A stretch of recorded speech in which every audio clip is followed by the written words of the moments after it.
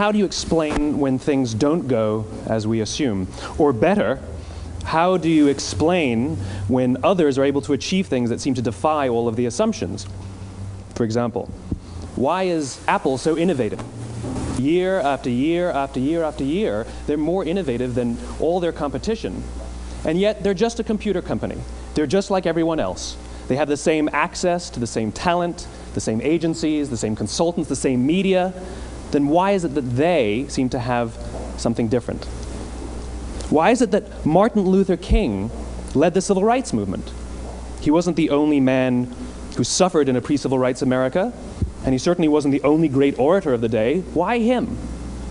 And why is it that the Wright brothers were able to figure out controlled powered manned flight when there were certainly other teams who were better qualified, better funded, and they didn't achieve powered manned flight, and the Wright brothers beat them to it? There's something else at play here. About 3.5 years ago, I made a discovery, and this discovery profoundly changed my view on how I thought the world worked, and it even profoundly changed the way in which I operate in it. As it turns out, there's a pattern. As it turns out, all the great and inspiring leaders and organizations in the world, whether it's Apple or Martin Luther King or the Wright brothers, they all think, act, and communicate the exact same way, and it's the complete opposite to everyone else. All I did was codify it. And it's probably the world's simplest idea. I call it the golden circle.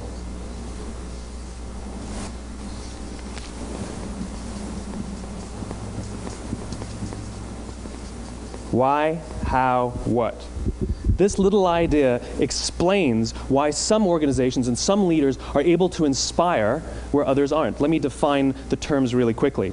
Every single person, every single organization on the planet knows what they do, 100%. Some know how they do it, whether you call it your differentiating value proposition or your proprietary process or your USP. But very, very few people or organizations know why they do what they do. And by why, I don't mean to make a profit. That's a result. It's always a result. By why, I mean what's your purpose? What's your cause? What's your belief? Why does your organization exist? Why do you get out of bed in the morning? And why should anyone care? Well, as a result, the way we think, the way we act, the way we communicate is from the outside in. It's obvious. We go from the clearest thing to the fuzziest thing. But the inspired leaders and the inspired organizations, regardless of their size, regardless of their industry, all think, act, and communicate from the inside out. Let me give you an example. I use Apple because they're easy to understand and everybody gets it. If Apple were like everyone else, a marketing message from them might sound like this. We make great computers. They're beautifully designed, simple to use, and user-friendly. Want to buy one? Meh. And that's how most of us communicate. That's how most marketing is done, that's how most sales is done, and that's how most of us communicate interpersonally. We say what we do, we say how we're different or how we better, and we expect some sort of behavior, a purchase, a vote, something like that. Here's our new law firm. We have the best lawyers with the biggest clients. We have, we always perform for our clients, do business with us. Here's our new car. It gets great gas mileage. It has, leather seats. Buy our car. But it's uninspiring. Here's how Apple actually communicates. Everything we do, we believe in challenging the status quo. We believe in thinking differently. The way we challenge the status quo is by making our products beautifully designed, simple to use, and user-friendly. We just happen to make great computers. Want to buy one? Totally different, right? You're ready to buy a computer from me.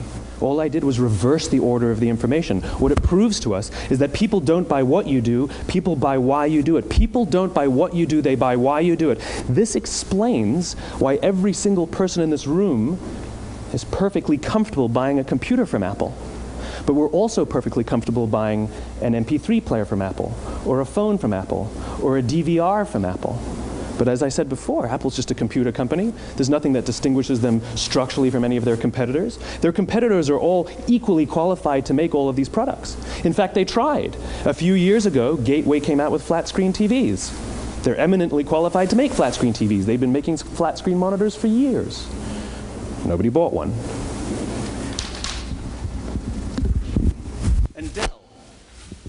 Dell came out with MP3 players and PDAs. And they make great quality products, and they can make perfectly well-designed products, and nobody bought one. In fact, talking about it now, we can't even imagine buying an MP3 player from Dell. Why would you buy an MP3 player from a computer company? But we do it every day. People don't buy what you do, they buy why you do it. The goal is not to do business with everybody who needs what you have. The goal is to do business with people who believe what you believe. Here's the best part. None of what I'm telling you is my opinion. It's all grounded in the tenets of biology, not psychology, biology. If you look at a cross-section of the human brain, looking from the top down, what you see is the human brain is actually broken into three major components that correlate perfectly with the golden circle. Our newest brain, our Homo sapien brain, our neocortex, corresponds with the what level. The neocortex is responsible for all of our rational and analytical thought and language. The middle two sections make up our limbic brains, and our limbic brains are responsible for all of our feelings, like trust and loyalty. It's also responsible for all human behavior, all decision-making, and it has no capacity for language. In other words, when we communicate from the outside in, yes, people can understand vast amounts of complicated information like features and benefits and facts and figures. It just doesn't drive behavior. When we communicate from the inside out, we're talking directly to the part of the brain that controls behavior, and then we allow people to rationalize it with the tangible things we say and do. This is where gut decisions come from. You know, sometimes you can give somebody all the facts and your figures, and they say, I know what all the facts and details say, but it just doesn't feel right. Why would we use that verb? It doesn't feel right. Because the part of the brain that controls decision-making doesn't control language. And the best we can muster up is, I don't know, it just doesn't feel right. Or sometimes you say you're leading with your heart, or you're leading with your soul. Well, I hate to break it to you, those aren't other body parts controlling your behavior. It's all happening here in your limbic brain, the part of the brain that controls decision-making and not language. But if you don't know why you do what you do, and people respond to why you do what you do, then how will you ever get people to vote for you or buy something from you, or more importantly, be loyal and want to be a part of what it is that you do? Again, the goal is not just to sell people who need what you have. The goal is to sell to people who believe what you believe. The goal is not just to hire people who need a job. It's to hire people who believe what you believe. I always say that, you know, there's, if you hire people just because they can do a job, they'll work for your money. But if you hire people who believe what you believe, they work for you with blood and sweat and tears. And nowhere else is there a better example of this than with the Wright brothers. Most people don't know about Samuel Pierpont Langley. And back in the early 20th century, the pursuit of powered man flight was like the dot-com of the day. Everybody was trying it. And Samuel Pierpont Langley had what we assume to be the recipe for success. I mean, even now, you ask people, why did your product or why did your company fail? And people always give you the same permutation of the same three things. Undercapitalized, the wrong people, bad market conditions. It's always the same three things. So let's explore that. Samuel Pierpont Langley was given $50,000 by the War Department to figure out this flying machine. Money was no problem. He held a seat at Harvard and worked at the Smithsonian and was extremely well connected. He knew all the big minds of the day. He hired the best minds money could find, and the market conditions were fantastic. The New York Times followed him around everywhere, and everyone was rooting for Langley. And how come we've never heard of Samuel Pierpont Langley? A few hundred miles away in Dayton, Ohio, Orville and Wilbur Wright. They had none of what we consider to be the recipe for success. They had no money. They paid for their dream with the proceeds from their bicycle shop. Not a single person on the Wright brothers' team had a college education, not even Orville or Wilbur. And the New York Times followed them around nowhere. The difference was Orville and Wilbur were driven by a cause, by a purpose, by a belief. They believed that if they could figure out this flying machine, it'll change the course of the world. Samuel Pierpont Langley was different. He wanted to be rich, and he wanted to be famous. He was in pursuit of the result. He was in pursuit of the riches. And lo and behold, look what happened. The people who believed in the Wright brothers' dream worked with them with blood and sweat and tears. The others just worked for the paycheck. And they tell stories of how every time the Wright brothers went out, they would have to take 5 sets of parts because that's how many times they would crash before they came in for supper. And eventually, on December 17th, 1903, the Wright brothers took flight. And no one was there to even experience it. We found out about it a few days later. And further proof that Langley was motivated by the wrong thing, the day the Wright brothers took flight, he quit. He could have said, "That's an amazing discovery, guys, and I will improve upon your technology." But he didn't. He wasn't first. He didn't get rich. He didn't get famous. So he quit. People don't buy what you do, they buy why you do it. And if you talk about what you believe, you will attract those who believe what you believe. Well, why is it important to attract those who believe what you believe? Something called the law of diffusion of innovation. And if you don't know the law, you definitely know the terminology. The first 2.5% of our population are our innovators. The next 13.5% of our population are our early adopters. The next 34% are your early majority, your late majority, and your laggards. The only reason these people buy touch-tone phones is because you can't buy rotary phones anymore. We all sit at various places at various times on the scale, but what the law of diffusion of innovation tells us is that if you want mass market success or mass market acceptance of an idea, you cannot have it until you achieve this tipping point between 15 and 18% market penetration, and then the system tips.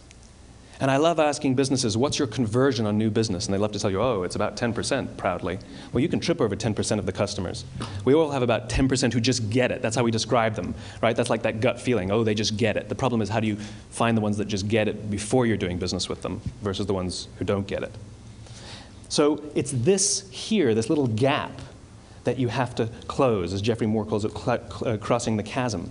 Because you see, the early majority will not try something until someone else has tried it first. And these guys, the innovators and the early adopters, they're comfortable making those gut decisions. They're more comfortable making those intuitive decisions that are driven by what they believe about the world and not just what product is available. These are the people who stood online for 6 hours to buy an iPhone when they first came out, when you could have just walked into the store the next week and bought one off the shelf. These are the people who spent $40,000 on flat-screen TVs when they first came out, even though the technology was substandard. And by the way, they didn't do it because the technology was so great. They did it for themselves. It's because they wanted to be first. People don't buy what you do, they buy why you do it. And what you do simply proves what you believe.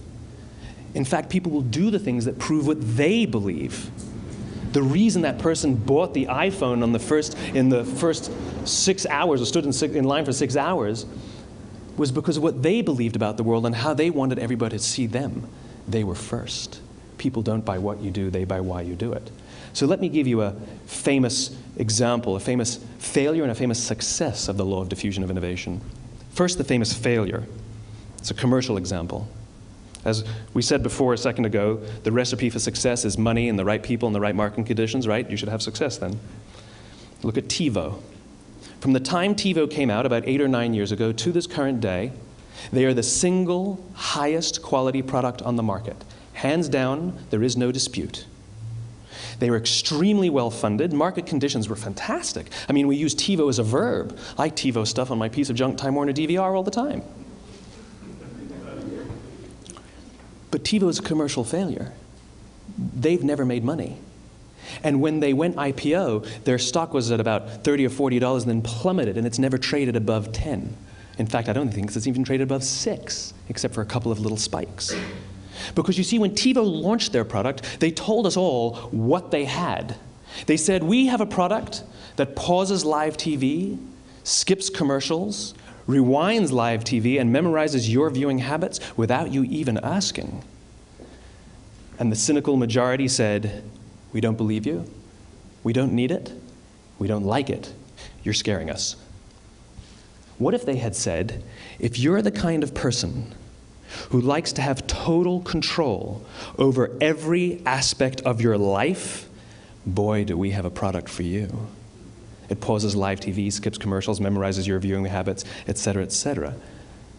People don't buy what you do, they buy why you do it, and what you do simply serves as the proof of what you believe. Now let me give you a successful example of the law of diffusion of innovation.